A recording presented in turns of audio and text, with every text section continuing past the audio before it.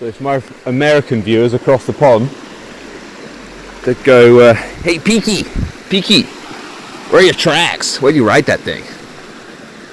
Here. Pretty easy on a long travel enduro bike, but quite fun and sketchy on this because you really have to pick the way through. You got no agua.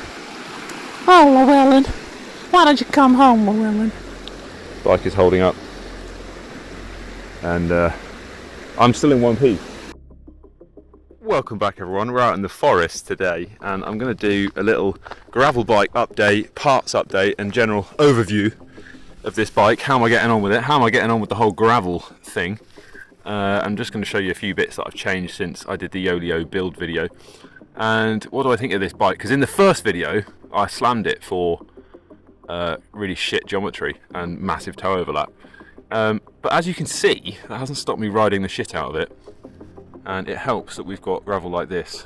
Like I said, it's got pretty, I think, horrific geometry for a gnarly gravel bike. It's at the racy end of gravel, the smooth gravel, maybe road. It's basically road bike geometry, and they've shoehorned in a fork which can fit a 50mm front tyre.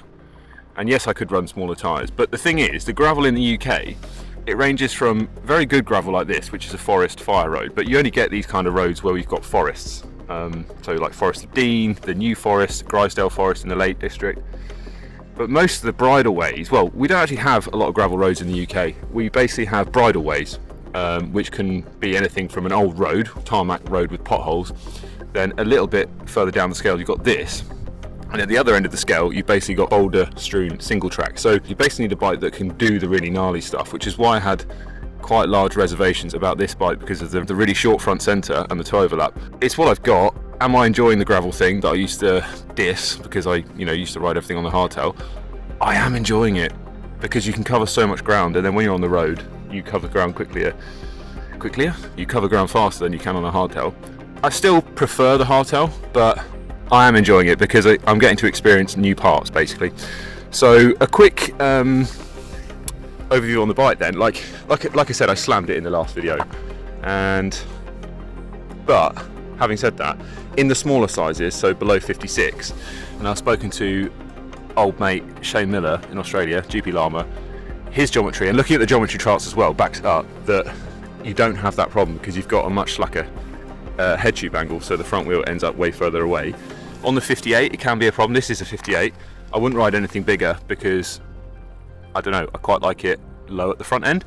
So this is a 58, it fits me perfect. There's not actually that much seat sticking out, as you can see. So if I went up any bigger, I'd only have a tiny bit of seat post sticking out and it wouldn't be very comfy, so I hate that.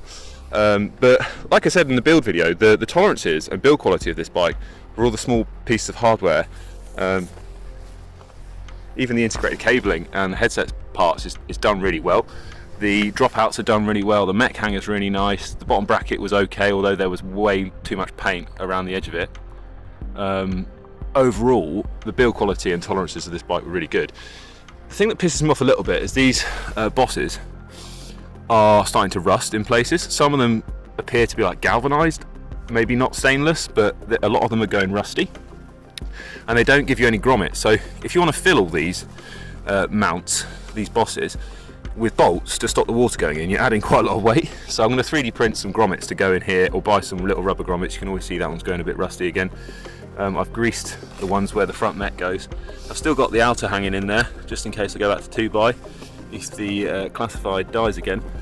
But yeah, like I said, overall the frame, I was pretty harsh on it in the ride video, but in terms of build quality, it's really, really good. So maybe I was a little bit harsh on Yolio. They were good enough to give me this amazing paint scheme, and I'm really, really liking this paint scheme. I love the Rothmans rally style fork out here in the forest. There's actually a gravel rally here in a couple of weeks' time. It's going to be absolutely mega. I might bring the bike as a little showpiece. But yeah, let's go into the bike now, because like I said, I'm getting into this new pickable vibe, the gravel vibe without a valve, so it's gravel. I am getting into it. I'm running tubeless now, both front and rear, because I've already had loads of little thorns just from hedge trimming and stuff, thorns that will puncture an inner tube. Tubeless front and rear. I wouldn't ride tubeless on a road bike, but this is absolutely mega. Conti Cross Kings. I meant to buy Race Kings, but I picked the wrong ones. I actually bought these from an online shop in Spain, and they got shipped to the UK, so I couldn't really send them back easily enough. But they've been really, really good. On the rougher stuff, they're really good. On tarmac, they're really, really slow. So next time in the summer, when these wear out, I'll probably go towards Race Kings, but the Race Kings are fucking expensive. I've swapped out the crank now, so I'm not running the 2x setup because I've done the classified efficiency test. So now I'm on a single ring. It's actually a 39 tooth inner ring from an Ultegra or Dura Ace, which I bought for like 20 quid, bargain, and I've slapped it on the outside of the Spider. I'm running Ultegra cranks. These are the second set of 3 Ultegra cranks that I've got. I've got a 6800 which died. This is the 6800 which hasn't died, but it will. But I am trying to protect it as much as I can with my own made TPU crank boots. This is actually the oldest Ultegra crank that I've got. This was on my 2016 rim brake TCR when I bought that brand new. Now when I moved to Hong Kong, because I was running the Quark power meter, I didn't use these. And then I had another bike in Hong Kong, the Cannondale Super 6, where I had another 6800 group set. And they split open. They only lasted about 6 months, and I had many, many friends. Well, I didn't have many friends, that's a lie. But the friends I had in Hong Kong had so many problems with these Shimano cranks. Ultegra and Dura Ace splitting, and I think, like I said in the video that I did about 6 years ago, pretty sure the humidity problem and the higher dew point was contributing to the corrosion of the bond and helping split them. But it was like endemic in Hong Kong, amongst other things, the Ultegra crank splitting. What do I mean by dew point? Well, in my apartment, you know, I'd have the AC on at 21 or 20 degrees C, and you walk outside pretty much all time of year apart from the winter, and everything would be soaking wet. So the dew point was higher than the internal temperature of your flat, and that includes your body. It was a pretty horrible place to ride a bike. It was so hot, so humid. The air can't cool much before it, you know, has to saturate. So every time you took your bike in and out of the flat, if there was any air inside the cranks, you were getting condensation, I imagine, inside the cranks, because any metallic surface would just be soaked as soon as you took it out of the flat. Even your phone, your wallet, whatever, car keys, not that I had a car there, but yeah, it wasn't rich enough to have a car in Hong Kong. Another thing I've changed, I've put a 105 long cage, well, what they call a medium cage mech on the back, and I've taken the Dura Ace one off. The Dura Ace one was what they call a short cage, and that is going on a very fancy rim brake bike build, which you may or may not have seen yet, depending on which order this goes out in. But the good thing about this is that because this is the longer cage and I'm using the classified, what I can do is actually run a much shorter chain than I normally would. So when the chain is in the top in the 34, I've got the mech being super tight, and what does that do? It adds a bit more tension. It stops the chain jumping off on the downhills. And if I'm going over some really, really janky downhill stuff, what I'll actually do is shift up into the gears higher up the cogs to get some more tension on that lower cage, and should stop the chain jumping off. This isn't a narrow wide chainring either, and I've not had any problems with the chain coming off. I've not had a single chain drop with this. I had a few chain drops when I was shifting on the 2x setup over bumps, but since it's been 1x, I've not had an issue. But yeah, in total, it's just a really, really cool little bike to thrash around on. It is very racy, but when you get to a road section, it feels pretty good, because it feels, well, the geometry is basically road bike geometry. It's almost the same as my TCR, just a little bit shorter. Yeah, obviously on the front I'm running 180mm discs for a bit of extra security. When you've got roads like this, scenery like that, it all makes sense. And so yeah, in total I'm enjoying this bike.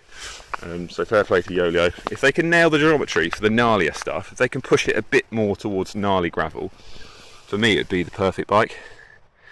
And I'm really, really enjoying the custom paint scheme, the rally theme, the Rothmans rally theme. I've actually got on the computer in CAD at the moment, started to design a mould to make a nice carbon fibre mudguard that will actually bolt on here, so I don't have to mess around with zip ties anymore, because there's a threaded boss on the bridge there, and there's one there and one on the other side, so I can have a 3-position bolted carbon mudguard which will come to about here, so I won't have to run this flappy thing. And I might even paint, I'm probably not going to keep it raw carbon, I'm going to paint it this pearlescent white and maybe put some of the blue on it, have it like a proper rally mudguard, just to continue the rally theme. Let me know what you think about that. Yeah, big ride today, probably about 60k, and only about 5k has been on tarmac, so absolute result. I've got about 10k to go. Just thought I'd do this little impromptu video. I hope the audio's alright, because sometimes, you know, you can't plan every video. Sometimes things just come into your head.